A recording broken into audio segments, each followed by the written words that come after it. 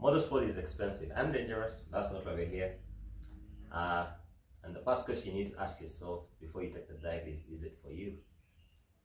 I've used a large part of my kids' inheritance on a long and colorful career as a rally driver, so I would not advise anyone to get into it unless you're going to find it as fulfilling as I have. In this, the first part of my series on lessons in motorsport for the fan and the businessman, I'm going to try to help you figure out whether motorsport is for you or not, and whether anything that you really want to do in life is for you or not. That's what it's about. Whether you'll eventually become a rally driver is not important. What I have learned can be applied to spheres in life, especially business. So hear me out and stay with me. Subscribe. Whoa! Oma Mayanja! And that's Oma Mayanja, the Mad Viper. A natural point to start is the beginning, or way before the beginning. It is well documented that you gotta be passionate about what it is that you do for a living.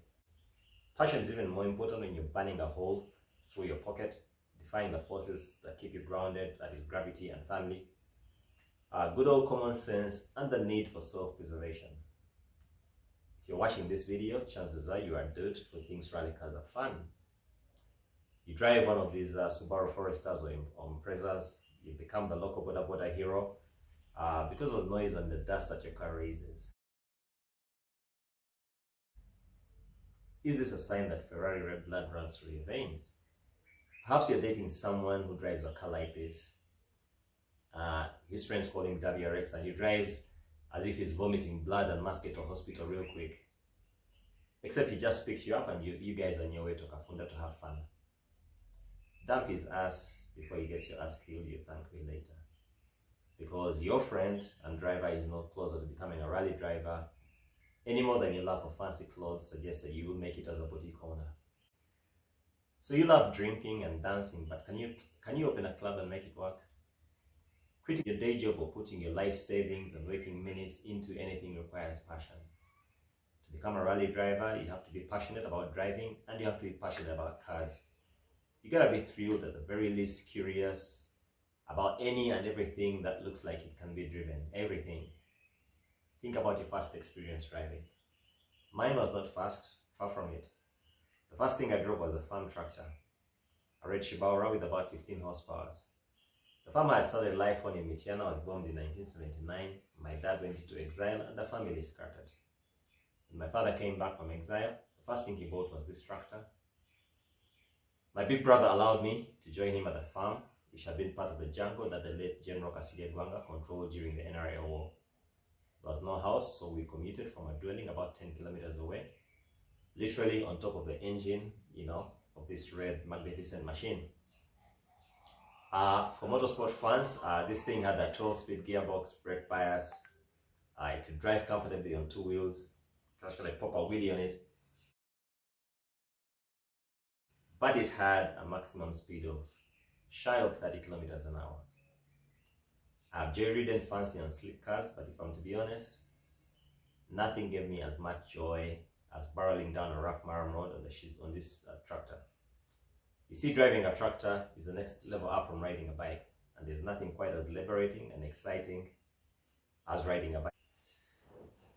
The notion that you could go so fast so quickly, the sensations on your face, in your arms, under your butt and your feet, the feeling of G-forces as you swung around corners, how brake suddenly or skidded. Driving a tractor is almost the same but better.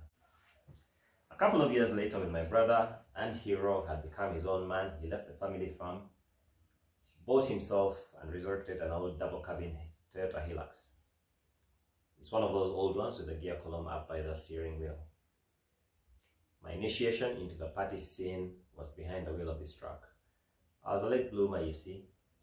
I did not smoke or drink or even particularly chase girls. I was really out when I went out, it's really out to enjoy the drive. This particular truck did not have a very good brakes or even a handbrake.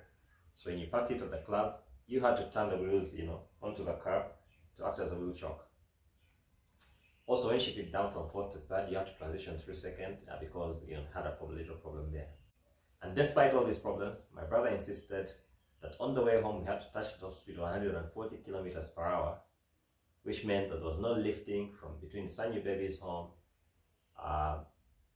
Basically, you had to climb up Namirembe Hill at top speed, get to Sanyu Baby's home, and then start sloping down to Mengo Hospital, Fufa House, and downtown into Kalema Road without lifting. A lot of people will be put off by this, but not me. I love to drive. I love being in a car. My sisters told me that they used to put me inside a parked car at home to just allow me to sleep. And on family trips, I insisted on standing between the two front seats where I would fall asleep and just manage to hold on, bobbing my head forwards and sideways every time Dad took a step at the brakes or swung around a sharp bend. The people who become rally drivers love cars and they love driving. Every car, every drive.